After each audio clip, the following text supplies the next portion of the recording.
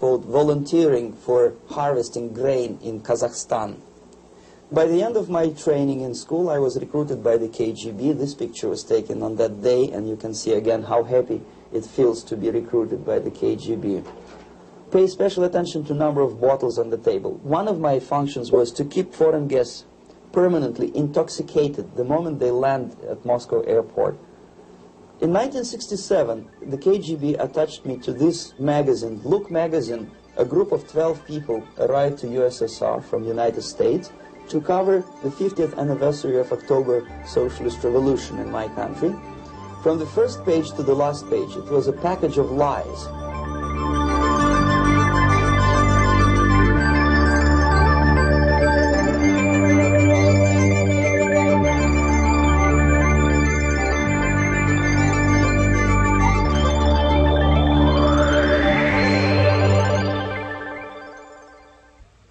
Our conversation is with Mr. Yuri Alexandrovich Bezmenov. Mr. Bezmenov was born in 1939 in a suburb of Moscow. He was the son of a high-ranking Soviet Army officer. He was educated in the elite schools inside the Soviet Union and became an expert in Indian culture and Indian languages. He had an outstanding career with Novosti, which was the, and still is, I should say, the press arm or the press agency of the Soviet Union. It turns out that this is also a front for the KGB. One of his interesting assignments was to brainwash foreign diplomats when they visited Moscow. And he'll tell us a little bit about how they did this and how they planted information which eventually wound up in the press of the free world. He escaped to the West in 1970 after becoming totally disgusted with the Soviet system, and he did this at great risk to his life. He certainly is one of the world's outstanding experts on the subject of Soviet propaganda and disinformation and active measures. Mr. Bezmenov, I'd like to begin by having you tell us a little bit about some of your childhood memories.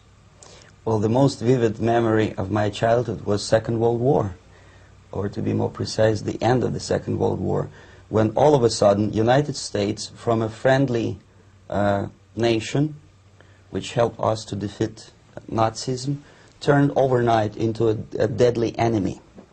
And it was very shocking because all newspapers were trying to present an image of belligerent, aggressive American imperialism. Most of the things that we were taught is that United States is aggressive power, which is just about to invade our beautiful, free, socialist country, that American CIA is dropping Colorado beetles on our beautiful potato fields to eliminate our crops, and each schoolboy had a picture of Colorado bug on the back page of his notebook, and we were instructed to go into collective fields to search for those little Colorado bugs. Of course we couldn't find any, neither we could find many potatoes, and that was explained again by the encroachments of the decadent imperialist power.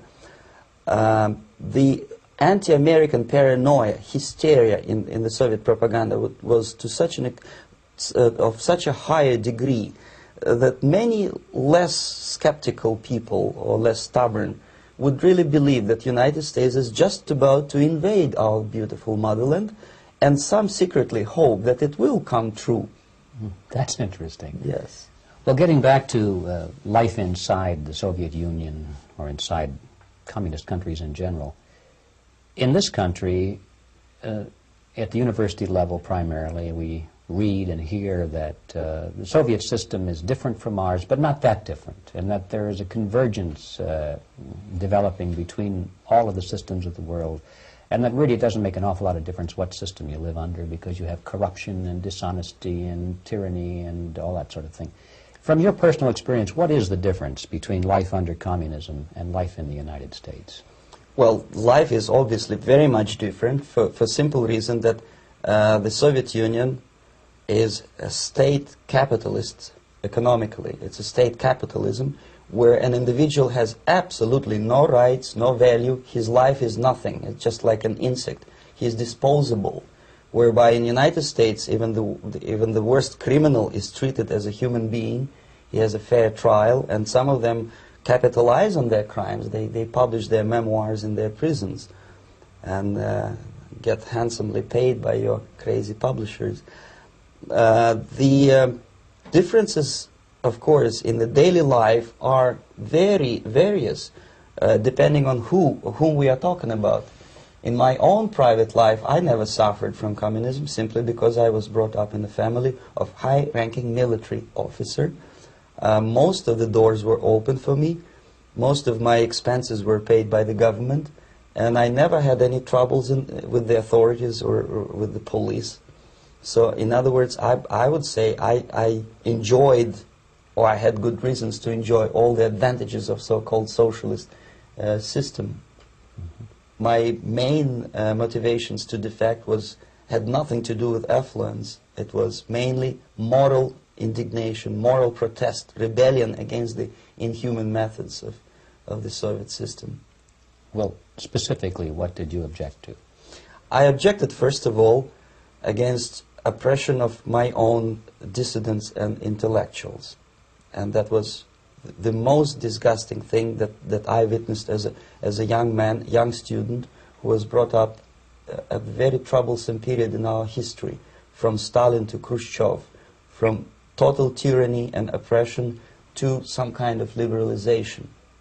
Second, when I started working for the Soviet embassy in India, to my horror, I discovered that we are millions times more oppressive than any colonial or imperialist power in the history of mankind.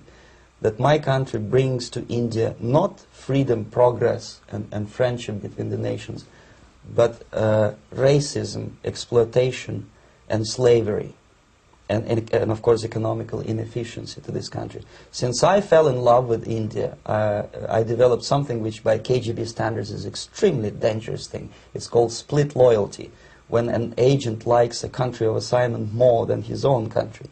I literally fell in love with this beautiful country, a country of great contrasts, but also great humility, great tolerance, and philosophical and intellectual freedoms.